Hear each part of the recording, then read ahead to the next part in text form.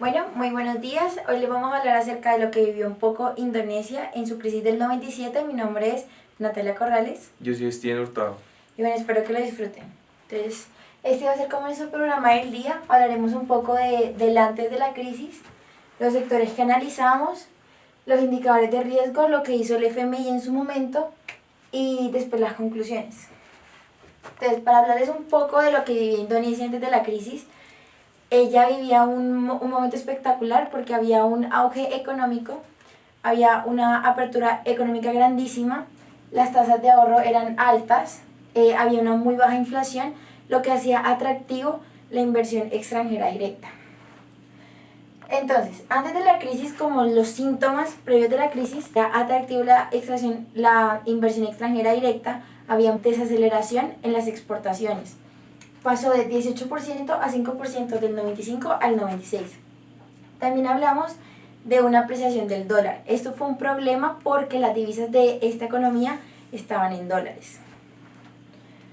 Ahora vamos a hablar un poco como del sector real que vivía esta economía. Entonces, hablando un poco como del crecimiento del PIB, era muy grande antes de la crisis, por lo que ya hemos hablado, era atractivo la inversión extranjera directa, había muchas empresas en Indonesia, pero al pasar la crisis hay un bajón altísimo debido a las especulaciones de esta economía, las empresas se fueron del país. En cuanto a la inflación, manejaba como acá ven, estaba en el rango, estaba muy bien, pasó la crisis y subió altísimo. Esto se debe a que hubo una depreciación de la moneda con respecto al dólar, entonces ya se hacía más caro todo lo que se estaba en la economía. En cuanto al desempleo, parte de acá y sigue en ascenso desde la crisis, y fue porque no se pudo recuperar como las pérdidas, porque las empresas salieron de esta economía y pues mucha gente quedó después desempleada y como que no hubo un plan de contingencia apropiado para... Bueno, ahorita vamos a hablar sobre el factor externo. Primero vamos a hablar sobre la tasa de cambio nominal. Esta se vio seriamente afectada gracias a la poca estabilidad económica que había esta economía. Esto afecta ya que la especulación puede matar a mercados. Bueno, se observa también que la tasa de cambio real sufre una apreciación significativa después de la crisis gracias a esta poca estabilidad financiera. Algo curioso, y es que gracias a la depreciación y como las grandes empresas de Indonesia tomaron préstamos en moneda extranjera, sus cuotas se vieron más elevadas y esto sufrió que estuvieran en bancarrota. Futuras crisis les tocó aumentar sus reservas en esas crisis. Deuda externa, también por el FMI, gracias a que estuvieron en crisis, el FMI tuvo que intervenir y tuvieron entre los países asiáticos, a Indonesia, Tailandia y a Corea préstamos de 35.000 millones de dólares. ¿Qué pasó ahí? Como Indonesia fue tardío en la toma de esas políticas, el préstamo por completo se tuvo hasta 1998. Bueno, la cuenta financiera también fue una de las más afectadas, gracias a que los derivados financieros y los flujos de capitales se fueron yendo de este país gracias a la crisis. La cuenta corriente, tanto exportaciones como importaciones, bajaron gracias al poco crecimiento de la economía y a los pocos inversionistas que querían invertir en Indonesia. Bueno, ahora les vamos a hablar un poco del sector financiero y empezaremos con los créditos.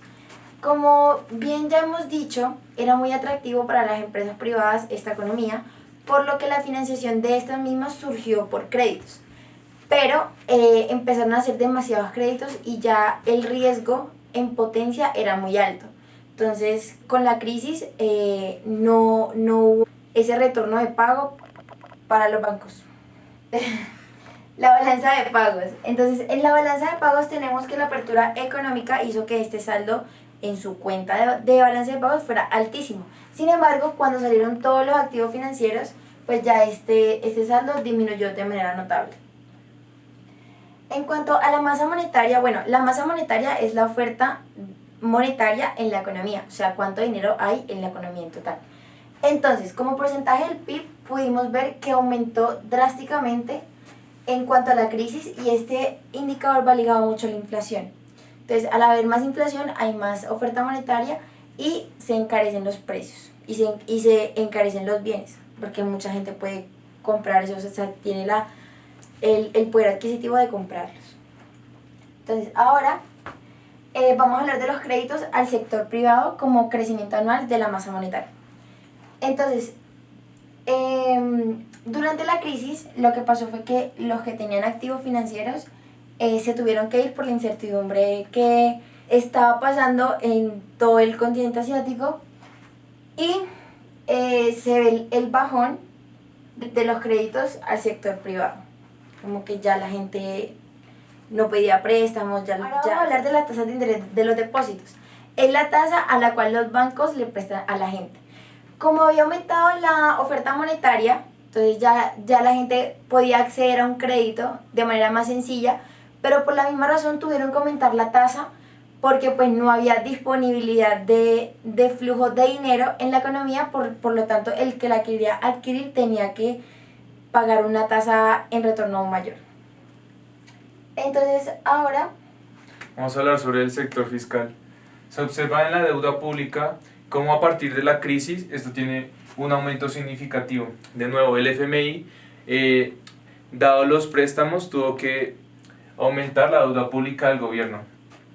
Gasto del gobierno. Debido también al FMI, las políticas de restricción fiscal fueron muy importantes. Entonces se ve cómo se mantiene constante de 1997 al 2000 el gasto público, y después de que ya tuvo una retoma económica, o sea que ya pudo haber un crecimiento, se pudo invertir más del gobierno. Eso del gobierno se observa como en la crisis de 1997 a 1999 fueron muy bajos gracias a que los capitales extranjeros se fueron del país. Bueno, ahora vamos a hablar un poco del panorama general durante la crisis. Entonces, una primera especulación surgió fue en Tailandia, fue el primer país como afectado y eso fue lo que infectó a los demás. Entonces, en Tailandia salieron los acreedores del mercado, entonces eso fue lo que creó la propagación de la crisis. También, gracias a la intervención del FMI, lo que ellos dijeron, bueno, vamos a elevar las tasas de interés a corto plazo para frenar el deterioro del tipo de cambio. Eso fue como su principal objetivo, era frenar el deterioro de cambio. Con esta medida ellos esperaban que gradualmente se estabilizara el tipo de cambio. Como un poco más consolidado, el plan del FMI fue financiamiento para cubrir la falta de liquidez que existía en esta economía. Entonces, y eso fue causada por la repentina fuga de capitales, que salieron todos los capitales de la economía, el desplome de la moneda, que fue muy característico de esta crisis, y la falta de confianza en los mercados, como les venía diciendo. O sea, cuando pasó lo de Tailandia, eso fue como que vieron que era una economía muy parecida a Malasia, a Indonesia, entonces ellos dijeron que iba a pasar exactamente lo mismo con Indonesia, entonces fue lo que causó aún un mayor impacto en la crisis. Bueno, se puede observar en el indicador total de vulnerabilidad que nosotros realizamos, es que claramente en el año donde presenta más vulnerabilidad es entre 1997 y 1998. ¿Qué podríamos decir de esto? Que las políticas del FMI sirvieron a corto plazo, ya que pasamos de 8 puntos de